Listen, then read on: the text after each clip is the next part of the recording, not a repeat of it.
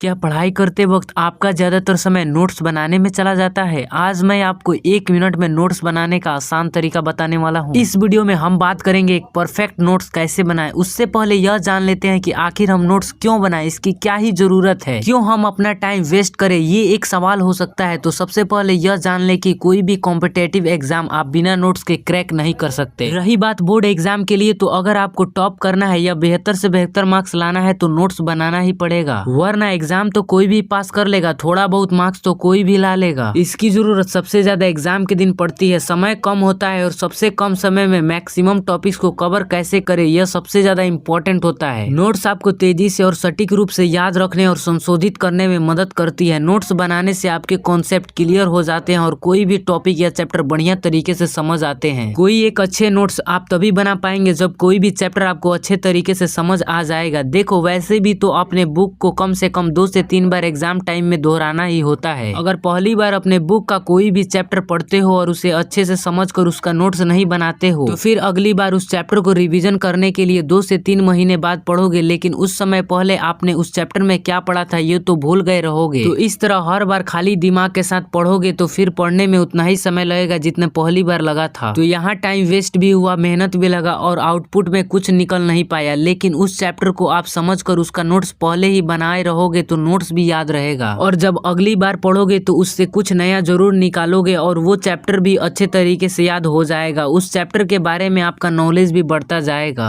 देखो, notes 2 type के होते हैं। First detail notes, second short notes. Detail notes जिसे बहुत स्टूडेंट फेयर की कॉपी भी कहते हैं, यह काफी डिटेल रूप में बनाए जाते हैं। इसमें बुक में लिखी हर एक टॉपिक को कवर किया जाता है। इसका उद्देश्य यह होता है कि बाद में किताब को न पढ़कर इसे ही बार बार पढ़ना होता है। इस तरह के नोट्स वही स्टूडेंट बना पाते हैं जो शुरू से पढ़ाई करते हैं, जिसका हैंडराइटिंग भी थोड़ी अच्छी होती है और जिनको पढ़ने लिखने में थोड़ा ज्यादा रुचि होता है। ये एक अच्छी आदत है, पर इसमें थोड़ा ज्यादा मेहनत लगते हैं और ज्यादा टाइम भी। इसके नोट्स तो हड़बड़ी में बिल्कुल नहीं बनाया जाता है। शॉर्ट नोट्स को बनाने का यह पर्पस होता है कि एग्जाम से कम जल्दी से जल्दी अपने बुक या सिलेबस को रिवीजन कर पाएं, क्योंकि एग्जाम के दिन उतना हमारे पास समय नहीं होता है कि हम डिटेल नोट्स को या किसी बुक को पूरा पढ़ पाएं। तो इस समय शॉर्ट नोट्स बहुत काम आते हैं, क्योंकि इसमें इंपॉर्टेंट टॉपिक्स ही रहता है जिसे एग्जाम में आने की ज्यादा चांस होती है। इसमें पूरे सब्जेक्ट का निचोड़ रहता है। इसे रिवीजन कर लेने से आप उस सब्जेक्ट का मैक्सिमम टॉपिक को कवर कर पाएंगे, जो एग्जाम के लिए बहुत बहुत इंपॉर्टेंट ही है। तो डिटेल नोट्स तो आप बना ही लोगे, राइट? या इसे अगर ना भी बनाओ, लेकिन शॉर्ट नोट्स तो बनाना ही पड़ेगा। इसके बिना अपने एग्जाम की अच्छी से तैयारी नहीं कर पाओगे। तो कम समय में मैक्सिमम टॉपिक्स को कवर करना, इंपॉर्टेंट टॉपिक्स को याद रखना, इसके लिए शॉर्ट नोट्स बनाना ही पड़ेगा। तो अब हम नोट्स बनाएंगे। इससे पहले आप कुछ जरूरी बातें जान लो। नोट्स तभी बनाना है जब एक चैप्टर पूरी तरह कंप्लीट हो जाए। पढ़ते टाइम जितने भी इंपॉर्टेंट टॉपिक मिले उसे अंडरलाइन या हाईलाइट करते जाना है और अच्छे तरीके से समझते जाना है। फिर उस चैप्टर से रिलेटेड पिछले साल के एग्जाम के क्वेश्चन भी देखने हैं। इससे आपको यह पता चलेगा कि यह चैप्टर एग्जाम के लिए कितना इंपॉर्टेंट है। चैप्टर का सारा निचोड़ निकालने के बाद ही नोट्स बनाना शुरू करें। आपको नोट्स में वही चीजें ऐड करना है जो एग्जाम के लिए इंपॉर्टेंट एंड मोस्ट इंपॉर्टेंट हो। एक चैप्टर के नोट्स को कम से कम पेज में बनाने की कोशिश करें। अगर छोटा चैप्टर है तो 2 पेज में ही नोट्स को तैयार करें। अगर बड़ा चैप्टर है तो 3 से 4 पेज में नोट्स को तैयार कर ले, क्योंकि 300 पेजेस की बुक में काम की बातें सिर्फ 150 पेजेस की होती है और याद रखने वाली बातें तो सिर्फ 80 से 100 पेजेस में ही होती है। तो इसका मतलब ये भी नहीं कि हम सिर्फ 150 पेजेस पढ़ेंगे, नहीं, बाकी के पेजेस में आपको एग्जाम्पल के थ्रू डीप नॉलेज के पर्पज से इंपॉर्टेंट टॉपिक्स को समझाया जाता है। तो इसलिए आप किसी भी बुक को कोई भी चैप्टर पढ़ रहे हो तो उसे अच्छे से पढ़ो और समझो, ताकि उस चैप्टर का आप निचोड़ निकाल सको और अपने नोट्स में ऐड कर सको। नोट्स बनाते टाइम हेडिंग एंड सब हेडिंग को जरूर फॉलो करें। एक हेडिंग के अंदर जितने भी सब हेडिंग आते हैं उसके अंदर जितने भी इंपॉर्टेंट टॉपिक्स आते हैं, इस फॉर्मेट में नोट्स को बनाना है।